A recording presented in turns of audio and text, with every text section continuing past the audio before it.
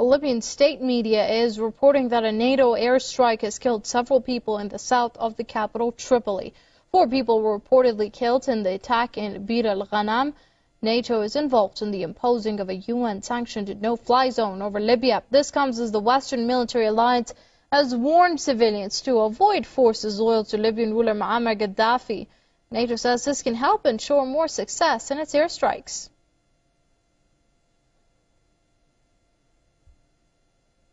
Well, to discuss the situation on the ground a bit further, we're being joined by author and historian Dr. Webster Tarpley from Maryland on the line. Many thanks for joining us here, Dr. Tarpley, on Press TV. Now, first of all, I'd like to get your reaction to NATO saying that civilians should avoid forces loyal to Libyan ruler Muammar Gaddafi in order not to get killed.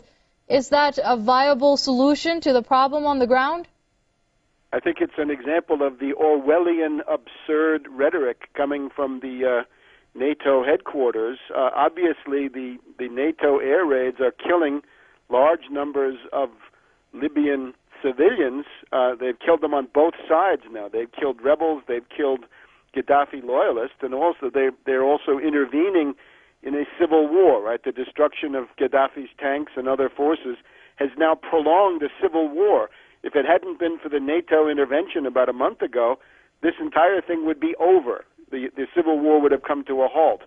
Right now we've got a situation where the question of the safety of Libyan civilians is essentially the new weapons of mass destruction issue. And by that I mean in 2003, to justify the attack on Iraq, the Bush-Cheney administration was yapping all the time about WMD in Iraq, Saddam Hussein, and so forth.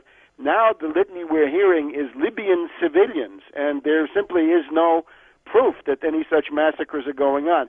Gaddafi has captured any number of cities. He's captured Ras Lanuf, Brega, Zawiya. There's no evidence of any massacre in any such cities. What we do have is evidence of massacres by the rebels, massacres of black Africans, be they from Chad or Mali or Sudan or Somalia, who have been in Libya working as foreign workers in the civilian economy. They have been massacred in large numbers by these rebels in the Benghazi-Tobruk-Darna corridor. Well, Dr. Tarpley, in its campaign to impose the so-called no-fly zone over Libya, we've seen the UN mandate being stretched. As far as we can tell right now, Italy said it will send 20 military advisors into Libya. This is France has already sent military advisors, and Britain has the same plans. Is this another extrapolation of the same plan these countries have with regards to Libya? Well, the plan, of course, is the South Mistral plan, which has been, the British and the French were working on it already last autumn. There's very good evidence that a boatload of U.S., British, and French combat advisors arrived in Libya sometime around the 23rd or 24th of February. So for about 2 months, we have had CIA, SAS, special forces people from the imperialist powers on the ground. I think that the difference now is that the British, French, and Italian advisors are going to be taking command of these so-called rebel forces. In other words, they're going to become colonial regiments with foreign officers telling them what to do. The rebels are openly calling in NATO airstrikes on their own country, and now we have from the rebel council there in Benghazi a call for a foreign invasion. They're literally demanding the occupation of their country by foreign troops in a military operation, a war that is going to kill even more people than we're seeing right now. I can tell you here from Washington, the American people are sick of war, sick and tired of imperialist adventures. The consensus is growing here to get out of this and let the Suez coalition, the British and the French of 1956 vintage, let them fend for themselves.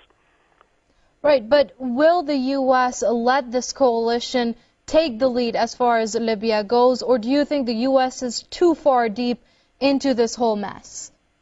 The notion that the U.S. is not the motor force in this, of course, is pure propaganda, pure window dressing, pure public relations. The United States has been the nerve and fist and the heart and the brain of this thing from the very beginning. It's just for reasons having to do with the widespread hatred of the United States in the Arab street, that the U.S. is going through this charade, which is really all it is, a charade of holding back and not taking the lead. I think we're very close to an actual ground invasion, even though the various powers involved deny it.